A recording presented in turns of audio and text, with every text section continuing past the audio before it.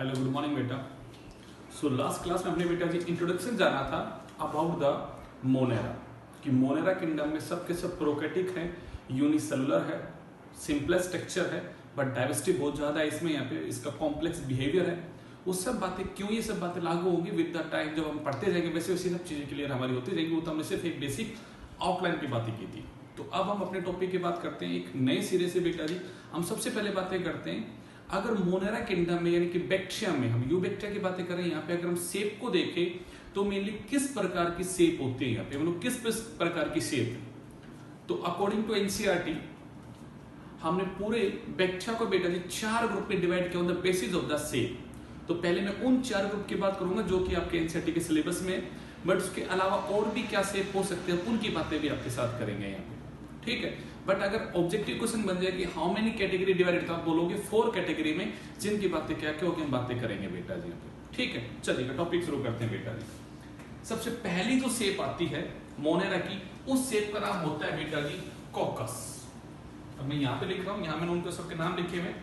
अब चलिएगा बेटा, हमने कहा सबसे पहली जो शेप होती है उस शेप का नाम होता है बेटा जी कॉकस। और कोकस वर्ड का मतलब होता है बेटा स्फेरिकल। कोकस वर्ड का क्या मतलब है? स्फेरिकल है वो सर्कुलर इन द शेप, वो ओविड शेप का अगर है तो वो है बेटा कोकस। एक बात याद रखना बेटा जी यहाँ पे, the smallest bacteria,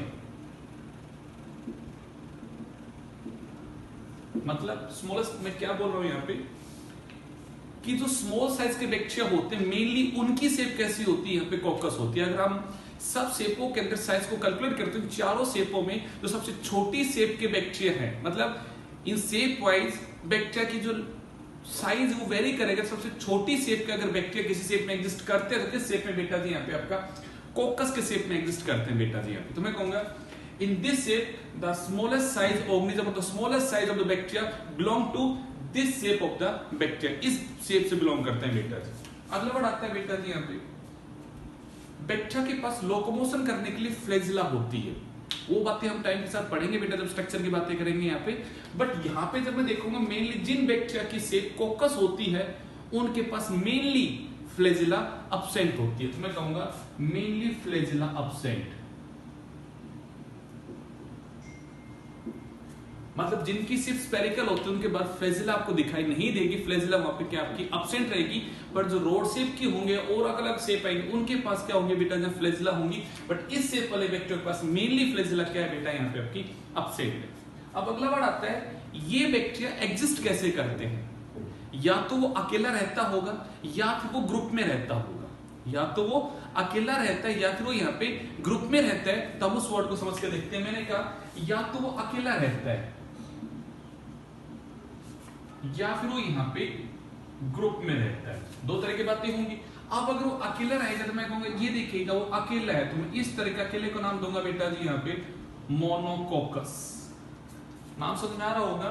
mono word का मतलब बेटा जी एक, कोकस मतलब स्पेरिकल की, एक स्पेरिकल शेप का बैक्टीरिया अकेला एग्जिस्ट कर रहा है, जो सिंगल यूनिट एग्जिस्ट कर रहा है, मैं कहूंगा वो क्या बेटा यहाँ पे मोनोकोकस। आपने कहा सिर्फ ग्रुप में है, मान लेते हैं बेटा जी यहाँ पे वो 2 के ग्रुप में है, तो मैं कहूंगा ये कंडीशन कहलाएगी बेटा जी यहाँ पे डिप्लोकोकस। अगर वो 2 के ग्रुप में है तो क्या कहलाएगा यहाँ पे डिप्लोकोकस। मैंने ऐसे कह दिया बेटा जी वो 2 के नहीं 4 के ग्रुप में है तो वो कहलाएगा बेटा जी यहाँ पे टेट्राकोकस। आपने कहा नहीं सर वो चेन की फॉर्म में है और इस तरह वो एक चेन की फॉर्म में है, मैं कहूंगा ये कंडीशन कहलाएगी बेटा जी यहाँ पे स्टेप्टोकोकस। अगर वो चेन की फॉर्म में है तो क्या कहलाएगी स्टेप्टोकोकस। आपने कहा नहीं सर उसकी इर्रेगुलर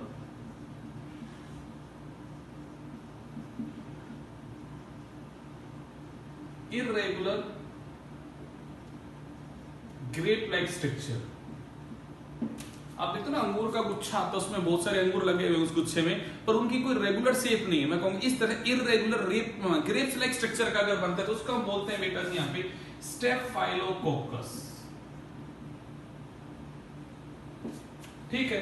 आपने नहीं सर रेगुलर शेप है उसकी यहाँ पे 3D में, रेगुलर 3D जियोमेट्रिकल शेप, तो ये कहलाएगा बेटा जी यहाँ पे सरसीना। देखो ये वर्ड आपको सब समझ रहे हैं, कंफ्यूजिंग नहीं, बड़ा सिंपल सा वर्ड है। मैंने शेप समझाई आपको कि अगर वेक्टर की शेप स्फेरिकल शेप का है, ओवल शेप का है, तो वो क्या कहलाएगा यहाँ पे कॉकस कहलाएगा। इस शेप वाले वेक्टर मेनली कैसे होते हैं, छोटे होते हैं साइज में, मैंने कहा स्मॉलेस्ट इन द साइज होते हैं। आपने कहा मेनली यहाँ पे फ्लैजिला जो है बच्चा वो क्या है यहाँ पे अब्सेंट, ये सब बातें आपने जानी। अब अगला पॉइंट मैंने क्या बोला, या तो वो अकेला रहना पसंद करेगा, ग्रुप में रहेगा। अकेला रहेगा तो मैं कहूंगा कंडीशन कहलाएगी मोनोकॉकस, 2 के ग्रुप में कहूंगा डिप्लोकॉकस, 4 के ग्रुप में तो कहलाएगा यहाँ पे टेट्राकॉकस। मैंने कहा ये चेन है, नंबर की बात नहीं होती, एक चेन की फॉर्म में है, तो मैं कहूंगा ये कंडीशन कहलाएगी यहाँ पे स्ट्रेप्टोकॉकस। मैंने वर्ड बोला नहीं, वो एक गुच्छा बना के रहता है, जैसे अंगूर का गुच्छा होता है, ऐसे गुच्छा है, कोई रेगुलर ज्योमेट्री नहीं, रेगुलर शेप नहीं है, तो मैं कहूंगा वो कंडीशन कहलाएगी स्टेफाइलोकॉकस। बट आपने कहा नहीं सर उसकी रेगुलर 3D में जियोमेट्रिकल स्पेस शेप है, रेगुलर शेप है, कहूंगा वो कंडीशन कहलाएगी बेटा यहाँ पे सरसीना। तो ये सब कंडीशंस है that are regarding to the coccus shape. ठीक है, चलिएगा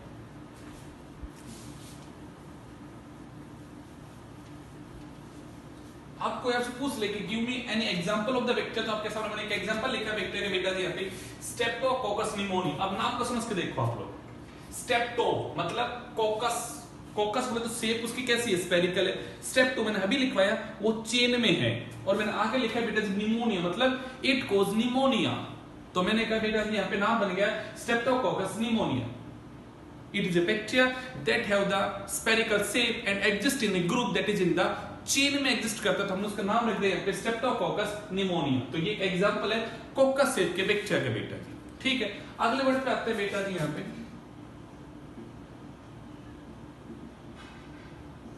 बेसिलस। बेसिलस वर्ड का मतलब होता है बेटा जी रोड से। अगर आपको ध्यान हो मैंने कहा था बैक्टीरिया जो वर्ड है ये एक लैटिन के वर्ड से लिया, जिस वर्ड का मतलब था बैक्ट्रॉन, उस वर्ड से लिया गया था bacteria.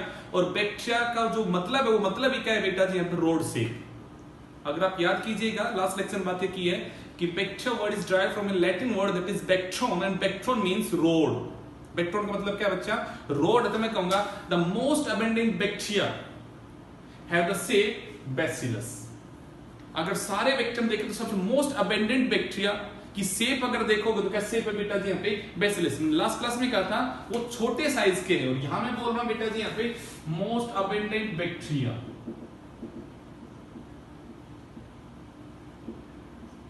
Have the shape bacillus. बड़ा इंपॉर्टेंट पॉइंट है।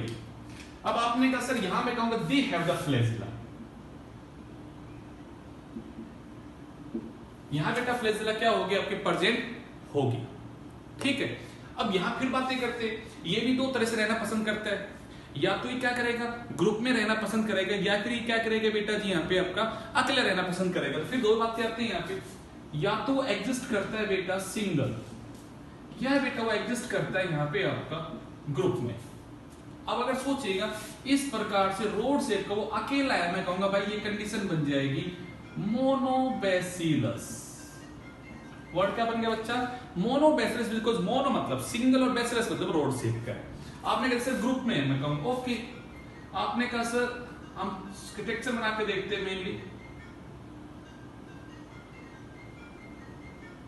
इस तरह से चेन की फॉर्म में है, तो मैं कहूंगा ये बन जाएगा बेटा जी हाँ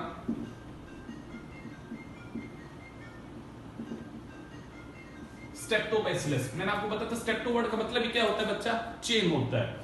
आपने कहा सर 2 हैं,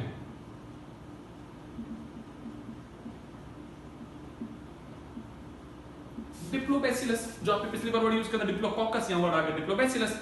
अब एक और वर्ड को समझिएगा, यहां चेन बनी है, यहां चेन बनी है जहां रोड से एंड टू एंड ज्वाइन हो रहा है, ये एक है ये दूसरे से, वो एंड टू एंड अगर ज्वाइन हो रहा है तो नाम है बेटा स्ट्रेप्टोबैसिलस। वो ज्वाइनिंग ऐसे भी तो कर सकते हैं, मैं कहूंगा दे स्टैक टुगेदर, वो चिपक गए, स्टैक हो गए, एंड टू एंड नहीं, वो इस तरह से चिपक गए, तो मैं कहूंगा ये बन जाएगा बेटा जी प्लेसिड।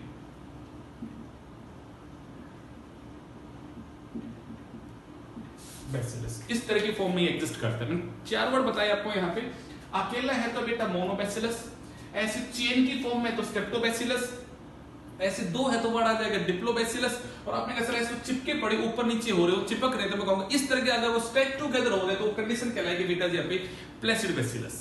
ठीक है, मैंने कहा मोस्ट अबेंडेंट बैक्टीरिया की अगर शेप है तो कौन सी बच्चा है यहाँ पे बैसिलस। आपने बड़ा कॉमन नाम सुना होगा इकोलाई, बड़ा कॉमन सा नाम है इकोलाई, उसकी शेप कैसी बेटा जी यहाँ पे बैसिलस। एक बैक्टीरिया का नाम है बैसिलस एंथ्रिक्स, आपको बता दो it is use as a bio weapon. इस बैक्टीरिया का यूज हुआ था बेटा जी एज ए बायो वेपन। ये जो बायो वेपन यूज हुआ था ये एंथ्रेक्स डिजीज को कोज करता है। किसको बेटा यहाँ पे एंथ्रेक्स को कोज करता है डिजीज को, ये as a bio weapon use हुआ था बेटा, तो याद रखना इसके बारे में।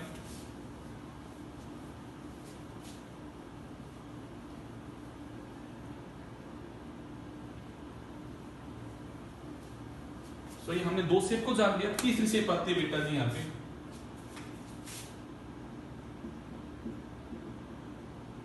स्पैरुलम।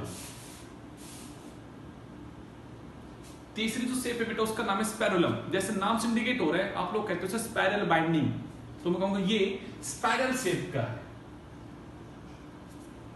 इस तरह से अगर वो स्पाइरल शेप का है तो वो शेप क्या कहलाएगी बेटा जी यहाँ पे स्पैरुलम। अब पॉइंट क्या आता है बेटा जी, it never exist in group,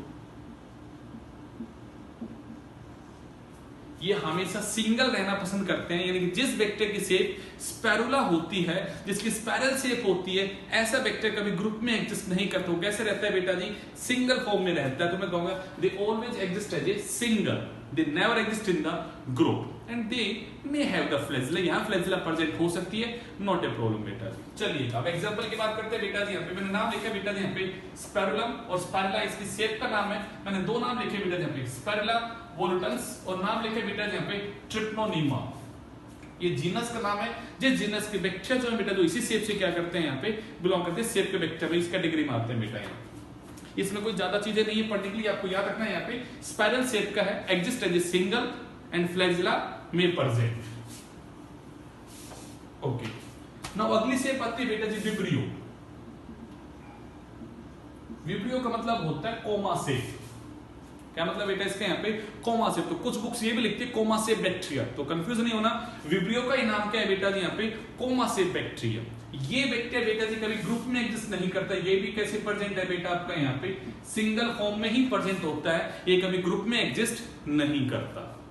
ठीक है, तो आपने नाम लिखा बेटा जी यहाँ पे विब्रियो।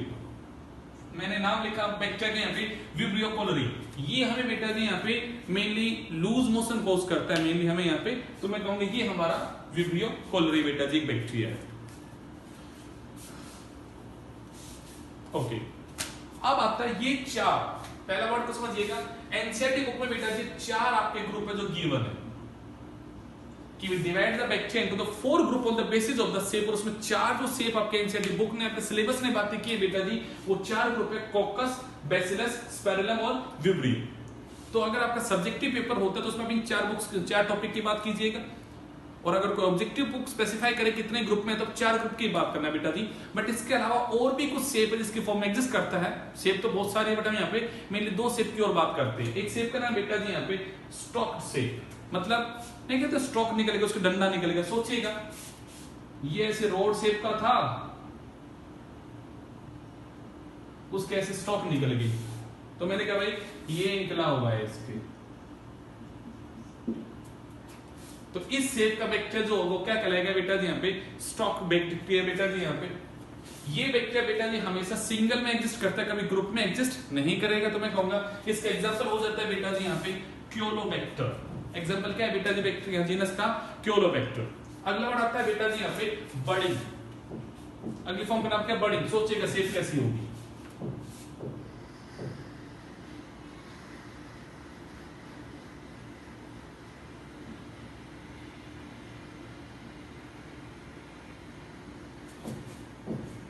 मतलब रोड शेप का, स्पेरिकल शेप का है, उसके बाद छोटे स्टॉक निकले और उसके फिर स्वेलन पार्ट है। तो मैं कहूंगा ये जो साइड में निकल रही है बेटा जी ये छोटी छोटी बर्ड है उसकी। ये क्या बर्ड है, ये एक ही सेल है बेटा जी, ये प्रोकैरियोटिक सेल है, बट सेल की शेप कैसी है ऐसे बर्ड से अराइज हो रही है। तो मैं कहूंगा ऐसी शेप को हमने क्या बोलते हैं बेटा जी यहाँ पे बर्डिंग शेप। एग्जांपल बेटा जी यहाँ पे आपका रोडोमाइक्रोबियम। एग्जांपल क्या है बच्चे यहाँ पे रोडोमाइक्रोबियम। चलिए एक रिपीट करते हैं। ये बेटा जब हमने 6 ग्रुप बनाए हैं on the basis of the shape. Mainly कितने शेप है? 4 शेप है। अगर स्फेरिकल या ओवल शेप है तो उसको कहते हैं कोकस, अगर रोड शेप का है तो कहलाता है बेटा बेसिलस, और अगर स्पाइरल शेप का है तो कहलाता है बेटा स्पाइरुलम या स्पाइरुला, और अगर बेटा वो कोमा शेप का है तो कहलाता है बेटा विब्रियो। अगर बाहर उसके स्टॉक निकले तो कहलाता है स्टॉकड वाला, और अगर ऐसे बाहर स्वेलिंग एंडिंग है तो हम कहेंगे वो कहलाएगा यहाँ पे बडिंग। इस प्रकार से यहाँ पे 6 मैंने शेप लिखी है विद देयर पर्टिकुलर एग्जांपल। ठीक है, चलिएगा बेटा, जो इनके बारे में स्पेसिफिक बातें थी, इनकी शेप की बातें थी, ग्रुप की बातें थी, वो हमने आपको बता दी।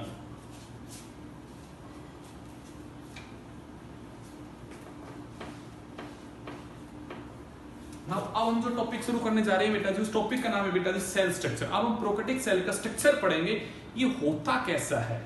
ठीक है, तो चलिए हेडिंग डालेगा बेटा जी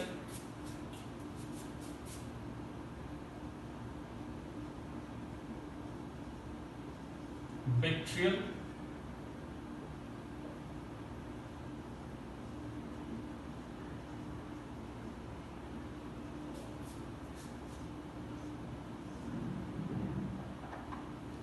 बैक्टीरियल सेल स्ट्रक्चर। शुरू करें बेटा, देखिए सबसे पहला पार्ट हम क्या पढ़ने वाले हैं। मैं अगर यहां स्ट्रक्चर बता दूं आपके लिए,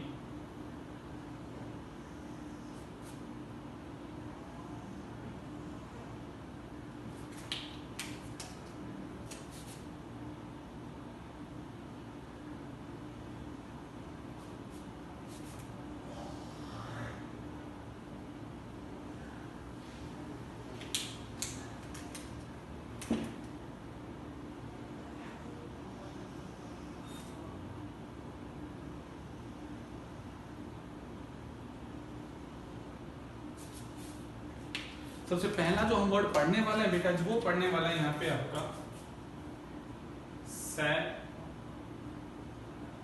इनवलॉप।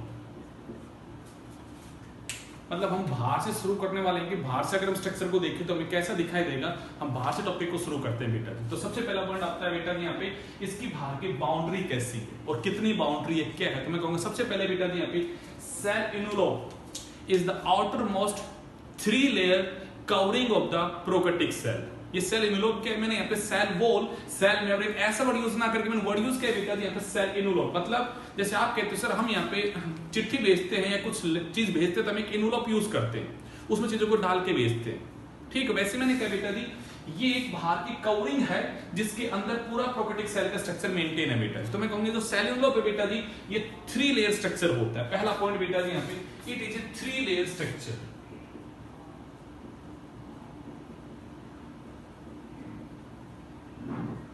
कैसा बच्चा यहाँ पे ये 3 लेयर का स्ट्रक्चर है।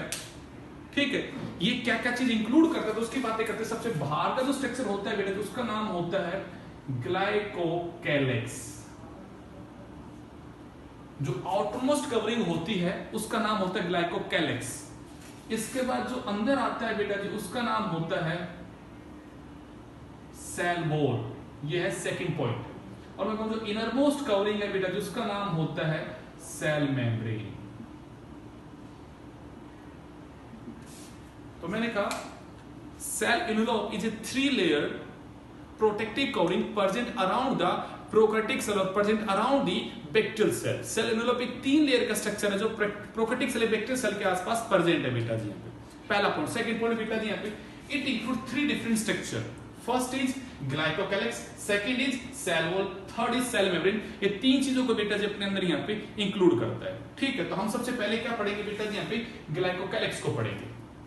तो यहाँ पे मैं लिख देता हूँ बेटा सबसे पहला पार्ट हम जो पढ़ने वाले वो है बेटा यहाँ पे ग्लाइकोकैलिक्स। ठीक है, तो वर्ड को समझना। पहला पॉइंट ग्लाइकोकैलिक्स के बारे में, इट मे बी प्रेजेंट और अब्सेंट। सबसे पहला पॉइंट ये समझना है आपको। क्या बोला मैंने बेटा जी यहाँ पे, इट मे बी प्रेजेंट, मैं इनको हटा रहा हूं बेटा जी।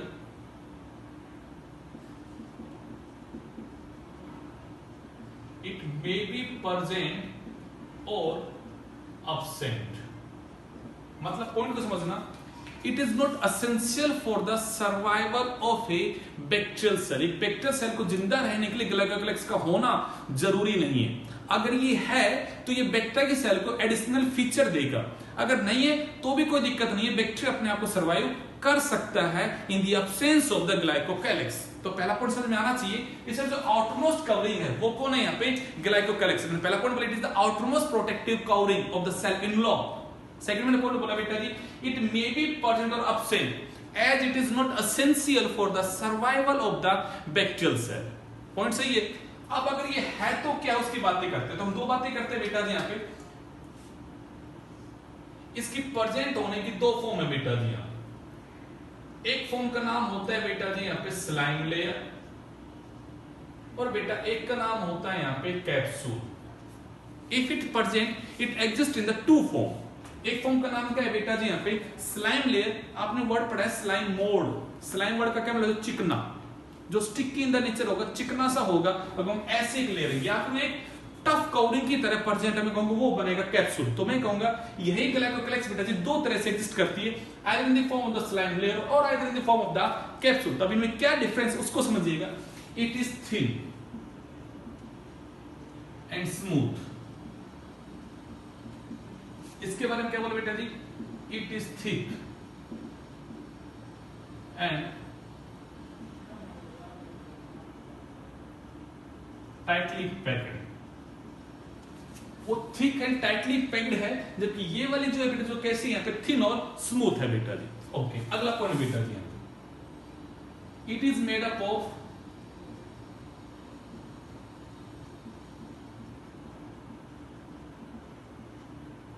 म्यूकोपॉलीसैकेराइड। अब ये क्या है, या मैं सिंपल सा कहूं, it is made up of polysaccharide.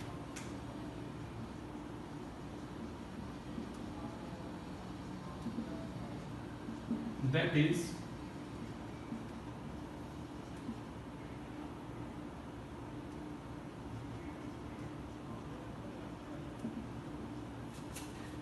In words पे ज्यादा कंफ्यूज मत होना। क्यों मत कंफ्यूज होना, बिकॉज जब हम आगे जाके सेल को पढ़ेंगे तो पूरे बायोमोलिक्यूल एक एक समझने हमें यहाँ पे, तो सब चीज हम पढ़ेंगे यहाँ पे।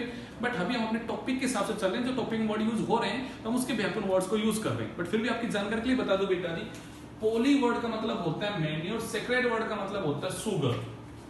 अगर बहुत सारी सुगर आपस में जुड़ जाए और एक बड़ा स्ट्रक्चर बन जाए, उसको बोलते हैं बेटा पॉलीसैकेराइड। जैसे आप ये कहते हो सर ग्लूकोज ग्लूकोज जुड़ गया बहुत ज्यादा आपस में, तो जो एक बड़ा स्ट्रक्चर बन गया सर, वो प्लांट में बनता है स्टार्च और एनिमल के अंदर बनता है ग्लाइकोजन। तो एक्चुअली कोई पूछे आपसे स्टार्च क्या है, ग्लाइकोजन क्या है, तो these are the type of the polysaccharide. वो एक सुगर ही है, बट वहां पे वो अकेला सुगर नहीं है, बहुत सारे ग्लूकोज जब आपस में जुड़े, हजारों लाखों ग्लूकोज के मॉलिक्यूल जब जुड़ते हैं तो एक स्ट्रक्चर बनता है बेटा स्टार्च का, हम बोलते हैं ग्लाइकोजन का। ये स्टोरेज फॉर्म का काम बेटा, तो मैं कहूंगी बड़े साइज के मॉलिक्यूल है बेटा जी यहाँ पे, और बहुत सारे शुगर के आपस में जुड़ने की वजह से बने। और अगर उसमें कुछ मॉडिफाइड मॉलिक्यूल जुड़े हो, मैंने वर्ड बोला कुछ मॉडिफाइड स्पेसिफिक मॉलिक्यूल जुड़ के अगर वो बनाए, तो मैं कहूंगा वो बन जाता है म्यूकोपॉलीसैकेराइड। जैसे मैं आपको बताऊं, इसकी म्यूकोपॉलीसैकेराइड की वजह से वो स्टिक इन द नेचर होता है। जो आपका भिंडी होती है ना, भिंडी को जब आप काटते हो तो आपने देखा होगा स्टिक इन द नेचर, उससे एक राल से निकलती है और भिंडी आपस में चिपकती है। गेटिंग माय पॉइंट, मैं क्या बोला, भिंडी को जब काटते हैं तो जब ओकरा को जब काटते हैं तो उससे एक स्टिकी सा सब्सटेंस निकलता है। एक्चुअली वो स्टिकी सब्सटेंस जो है बेटा जी, it is nothing, it is a mucopolysaccharide. जो स्टिकी सब्सटेंस निकलता है ओकरा से, कुछ भी नहीं है, वो एक म्यूकोपॉलीसैकेराइड है। तो मैंने ऐसी ही एक स्टिकी लेयर बाहर प्रेजेंट है, तो वो स्टिकी लेयर जो है बेटा वो क्या है यहाँ पे स्लाइम लेयर। क्या फीचर है बेटा जी, it is thin and smooth and it is made up of polysaccharide, that is mucopolysaccharide की बनी है बेटा जी। तो मैं कहूंगा बेटा इसकी वजह से इसका फीचर मैं कहूंगा it is sticky in nature.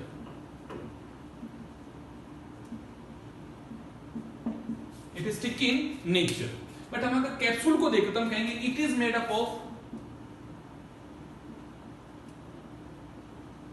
Polysaccharide and protein.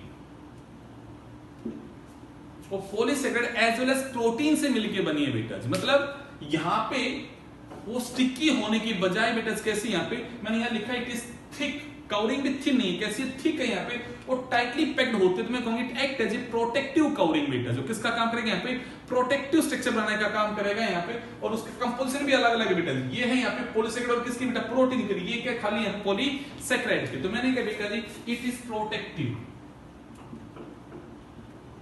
इसका फंक्शन क्या है बेटा, यहाँ पे प्रोटेक्शन करना है, ठीक है। तो मैंने आपको पहले पॉइंट समझाया, या तो स्लाइम लेयर की फॉर्म में या कैप्सूल फॉर्म में, ये भी हो सकता है ऑब्सेंट हो, बट अगर है तो वो इन दो फॉर्म में यहाँ पे एग्जिस्ट करती है। Getting my point. अब बात आती है सर अगर ये प्रेजेंट है तो इसके फंक्शन क्या है, अगर सर ये प्रेजेंट है तो इसके फंक्शन क्या है, तो मैं कहूंगा यस पॉइंट अच्छा है, यहाँ पे इसके फंक्शन हमें जानने पड़ेंगे यहाँ पे। तो इसके अलग अलग फंक्शन है बेटा। पहला फंक्शन अभी मैंने बताया it is sticky nature, sticky nature में तो आपने अभी पढ़ा था सर वो स्ट्रेप्टोकोकस है, वो प्लेसिड बेसिलस की फॉर्म में स्टेक हो रहा था यहाँ पे। तो चिपकना है, अगर आपस में कॉलोनी बनाना है तो अगर उनकी स्टिकी लेयर होंगी तो चिपकने का काम करेगा। तो मैं कहूंगा बेटा जी it help in attachment,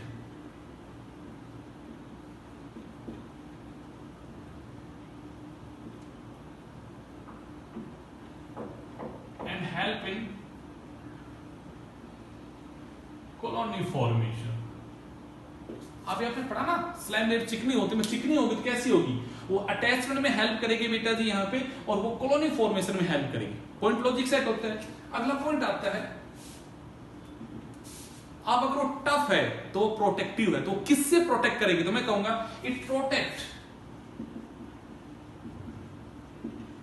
from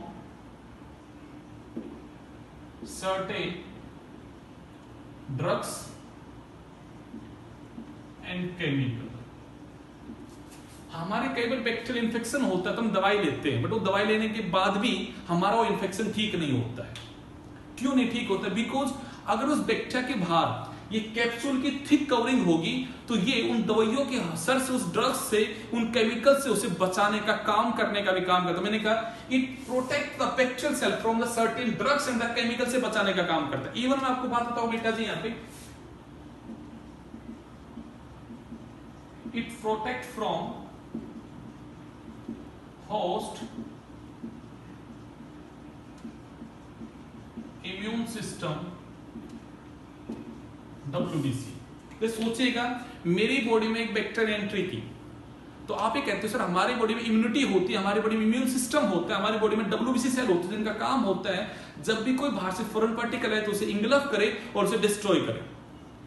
ये जो होती है इसका एक फंक्शन होता है कि ये उसे रिकॉग्नाइज नहीं होने देकर उसे ये प्रोटेक्ट करेगी बेटा जी फ्रॉम द होस्ट WBC। मतलब जिसकी बॉडी में गया वो कौन है बेटा जो यहाँ पे होस्ट है, तो होस्ट के इम्यून सिस्टम से भी उसे क्या करेगी बेटा जी यहाँ पे बचाने का काम करती है बेटा जी यहाँ पे। तो मैंने कहा इसका ये भी फंक्शन है कि प्रोटेक्ट कर सकती है किससे बेटा जी, होस्ट के इम्यून सिस्टम से। मैंने अगला पॉइंट बोला बेटा जी इट इज या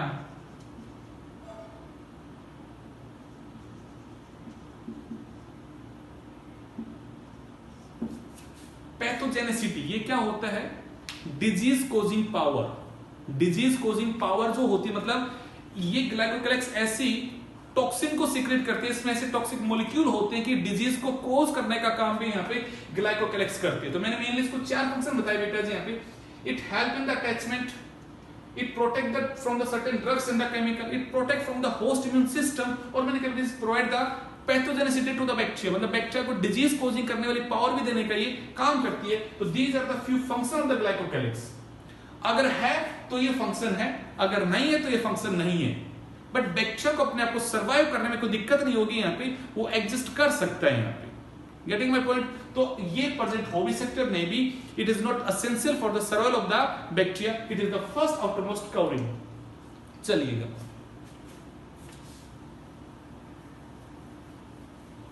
अब आप देखोगे सर सेकंड जो कवरिंग हम पढ़ने वाले हो, सेकंड कवरिंग क्या है? तो मैं कहूंगा भाई सेकंड नंबर पे यहां पे आती है cell wall.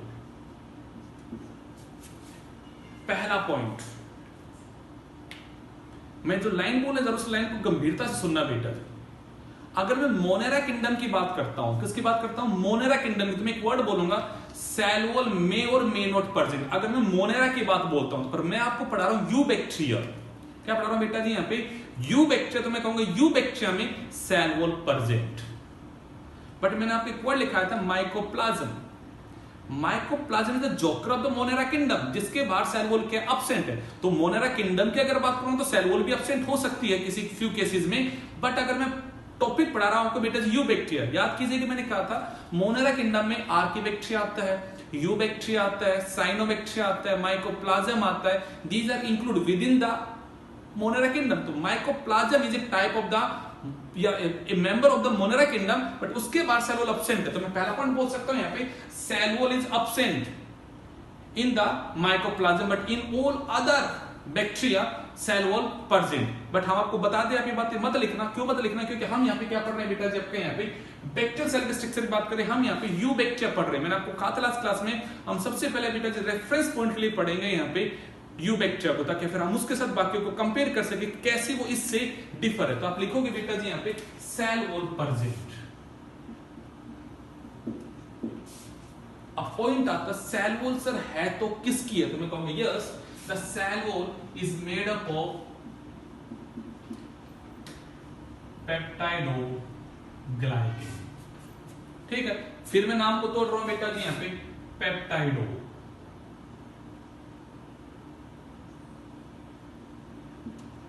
Chain of amino acid glycan, it is a polysaccharide.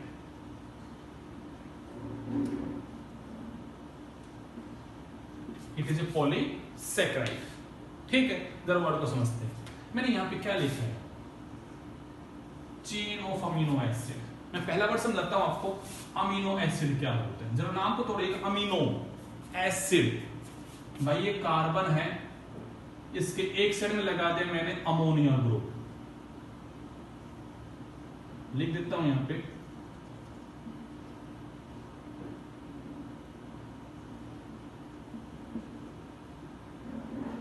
एक तरफ है H, एक तरफ है बेटा जी R और एक तरफ है बेटा जी एसिड।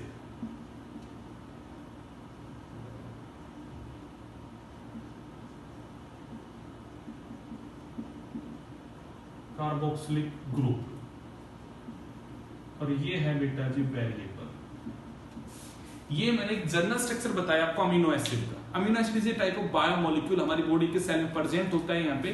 तो ये क्या होता है? मैं कहूंगा भाई कार्बन के एक सेल में अमीनो ग्रुप है, एक सेल में एसिडिक ग्रुप है। तो मैंने कहा एक carbon that the amino and the acidic group is known as amino acid. But structure का समझिएगा, इसके एक साइड में H है, एक साइड में R है। R का मतलब है यहाँ पे वेरिएबल है, मतलब यहाँ पे चीजें चेंज होंगी। मतलब यहाँ पे अगर ग्रुप चेंज होते रहेंगे तो टाइप ऑफ अमीनो एसिड भी क्या होते रहेंगे बेटा, यहाँ पे चेंज होते रहेंगे। हमारे बॉडी में टोटल 20 अमीनो एसिड्स है।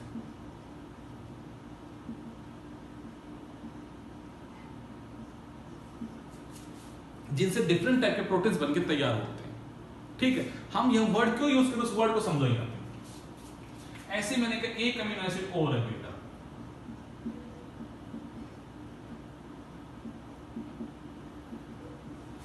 होता क्या है बेटा जी, अगर मैं इस स्ट्रक्चर को तोड़ू NH2 को मैं ऐसे लिख सकता हूं बेटा, OH में H में रिएक्शन हुआ और बेटा ये वाटर बन के निकल गया। ये दोनों कंबाइन होकर वाटर बन के निकल गया। अब अगर ये वाटर बन के निकल गया तो मैंने कहा इस तरह से ये दोनों अमीनो एसिड आपस में अटैच हो गए। तो ये जो बॉन्ड बना बेटा, इस बॉन्ड का नाम होता है peptide bond. It is a type of covalent bond.